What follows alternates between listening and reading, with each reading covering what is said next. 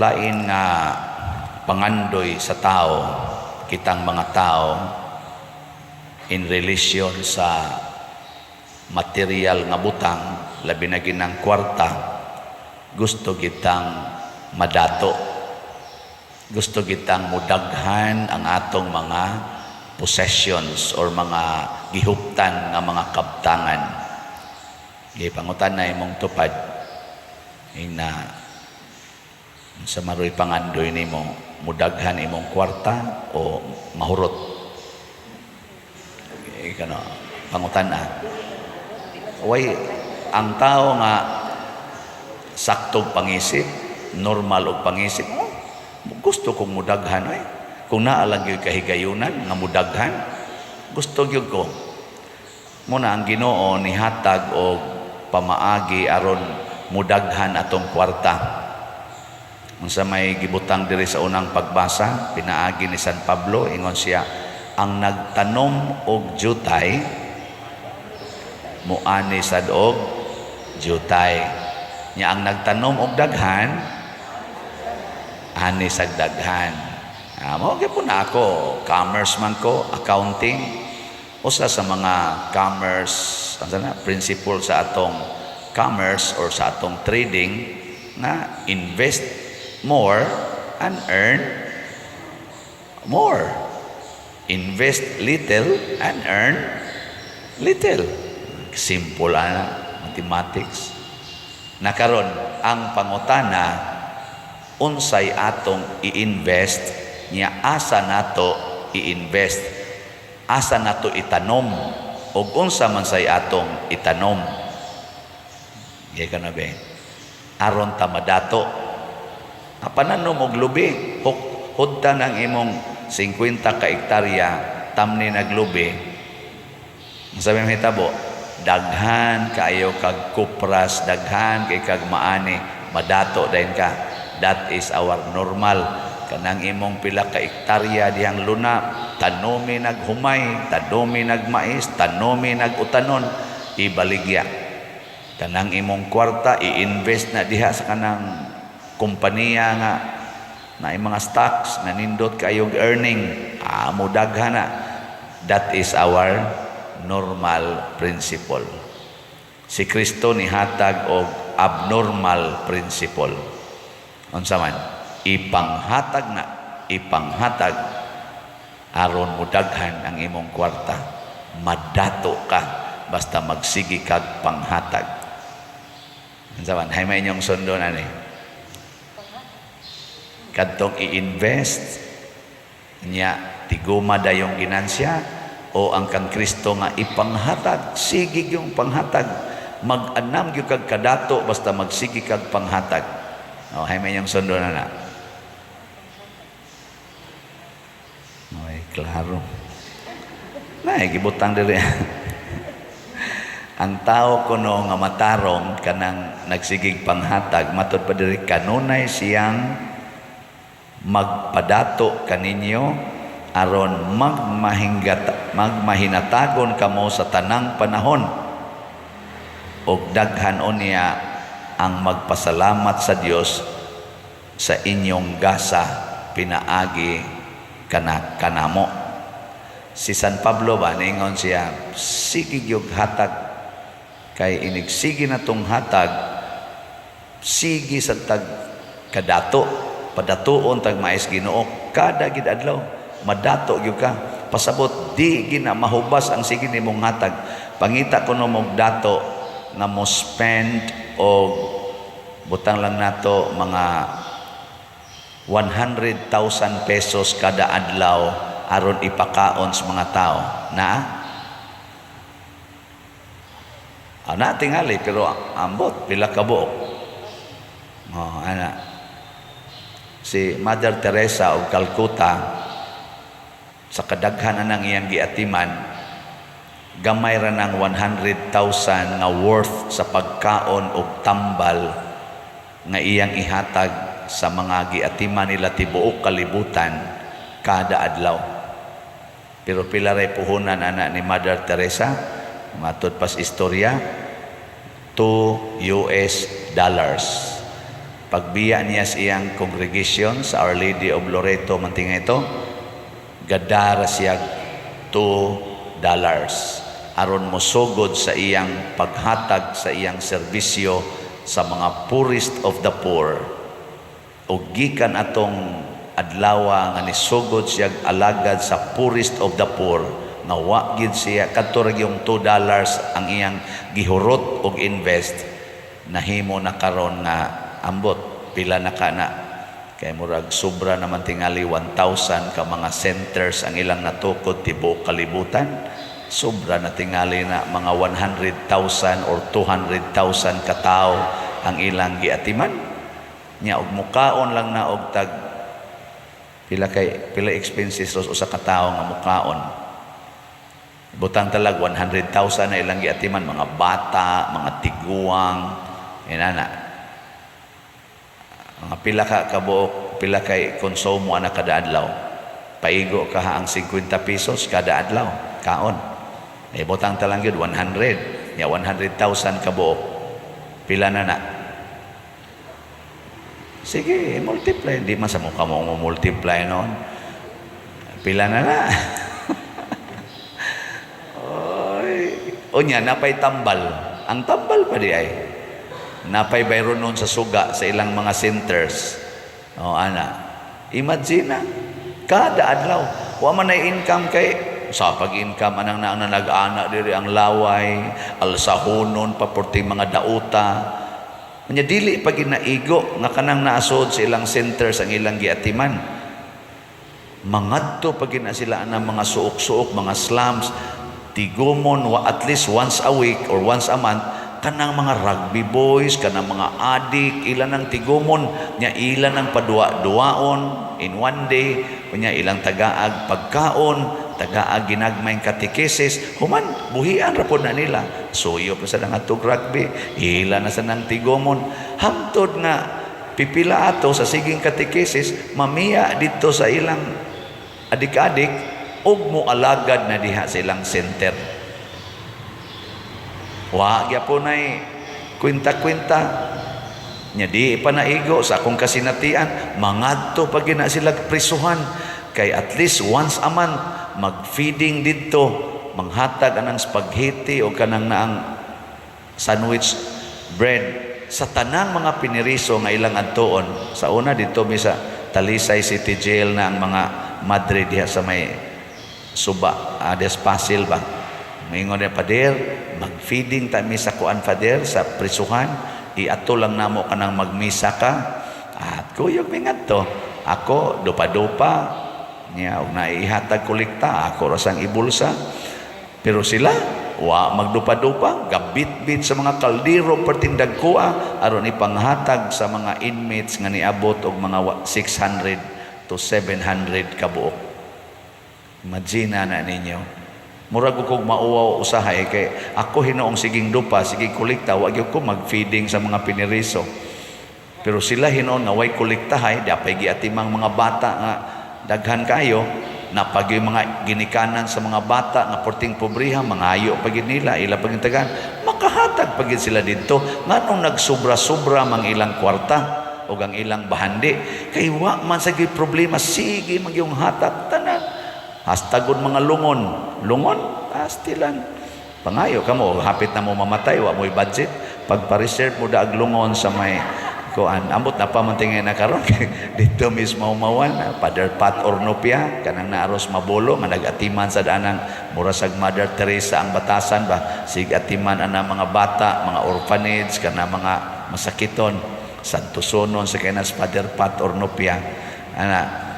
Oy, dunay pobre kay dito sa bukid nga ang balay hapit na matumba kadya siyuta, pagkamatay sa ilang papa mating ito, wa may lungon, pangayuan bitang Father Pat ito, gitagaan bitang ng lungon nga putaw ba, nga porting mahala, kana bang inig ukab nimo maggilak-gilak diha, magsigig siga-siga, bastang lain na lagi tan-awon sud sa balay nga porting gamayab, ang lungon murag murag panghaya ba sa cosmopolitan nga kuan ba, kanang dagko nga mga lungon.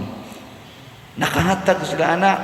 Ako kaduha sa ko gihatagan sa akong prison ministry, gitagaan sa kus mga madre og ganang tag tagtulo ka sako nga special nga bihon kanang panahos Disyembre. Naku, nung hatag man ka aniter, ingon siya, sobra naman pader. Naku, sobra ni. Unya, tulo ka sako siya, ipanghatag lang na natos mga piniriso pader.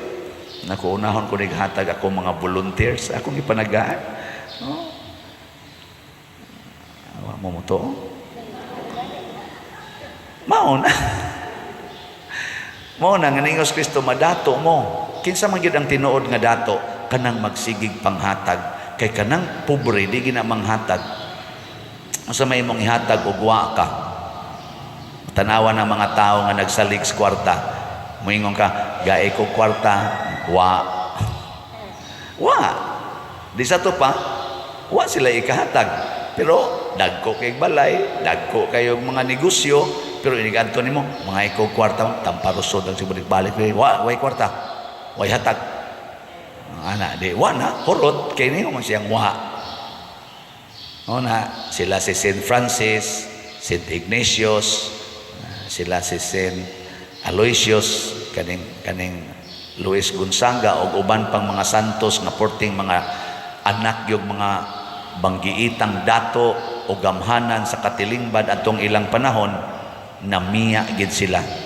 Mao sa to ilang investment kay pinaagis ilang pagbiya og nagpuyo nga makililimos, magpakilimos aron ihatag sila mga tao. Mao to'y kinadak ang bahandi nga ilang na-experience. Gani gipakamatyan gyud ni San Luis ang pagsigig hatag ngadtos mga tao. Pasabot nag-awas-awas ang iyang grasya, siging hatag, apil ng iyang kinabuhi, iyang gihatag. Muna sayong ragyod kayong mahurot ning ato mga slots. Saan man, ibaligya ang tanan ninyong katigayunan o ipalit og slot. And that is the greatest investment in life. Oh, madato gyud mo ana. Muna karon, salamat sa nagsigig palit na tog slot. Ambot gipampaligya na baka nilang ilang katigayunan.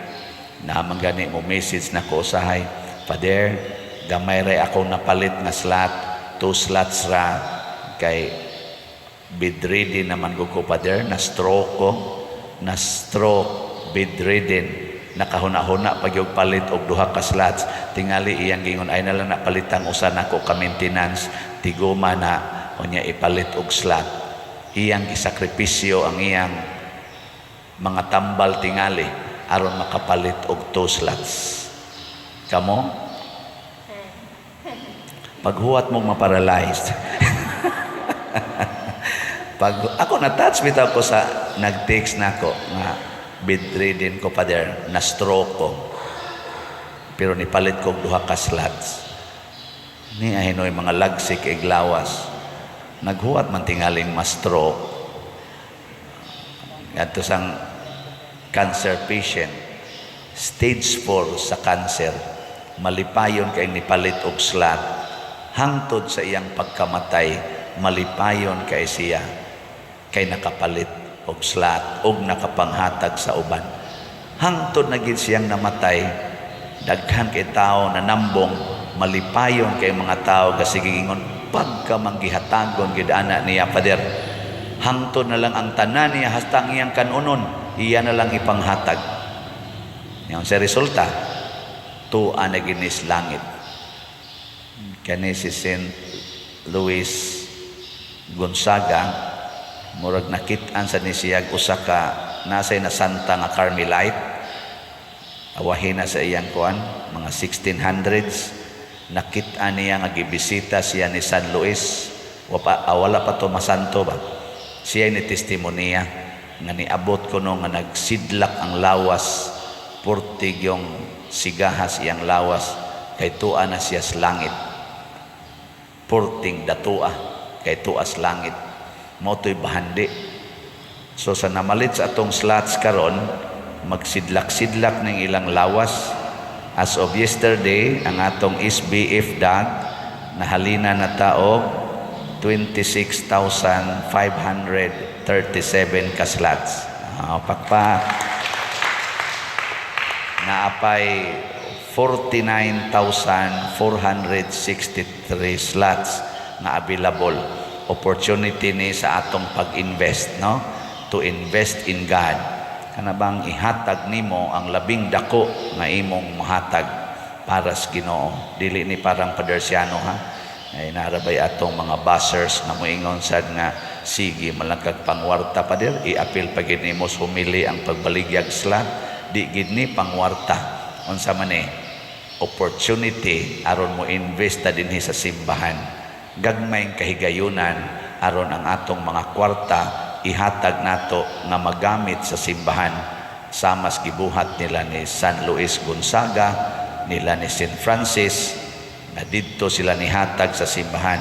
Sa gibuhat ni Mother Teresa, nila ni San Roque, didto nila gihatag sa simbahan.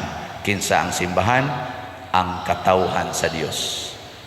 Mao sad na ako bong gi-challenge, ugma na ra ba ang akong ang akong amot kaabot pa ba ko ani sa akong 19th anniversary sa akong ordinatius pagkapari, together sa akong napo ka mga kaubad nga pari, ugma na ang among anniversary. Pero kay ang among presidentes una nga karon rector na sa Seminaryo Mayor de San Carlos, si Father Mar Balili, murag napaman siya adjustment stage, walang sa namo samok-samok ka, walang sa migadiring, mo lang ning kuanting belated tingali. So ni challenge po ko ninyo nga 19 slot challenge, kay 19 years naman ko sa pagkapari ugma pohon, umudangat pa. As of yesterday, nakadawat na sad ko og 81 ka 19 slot challenge. Pakpak. 60 ra man tatoy akong gikinahanglan niya, kay ni sobra naman sa 60, ako na lang sang gipangandoy nga moabot og 120. Ma-times to ba? Hangtod ugma, ambot ka nig makaabot. 81 naman sa inyong paminaw, moabot nig 120. Why siguro.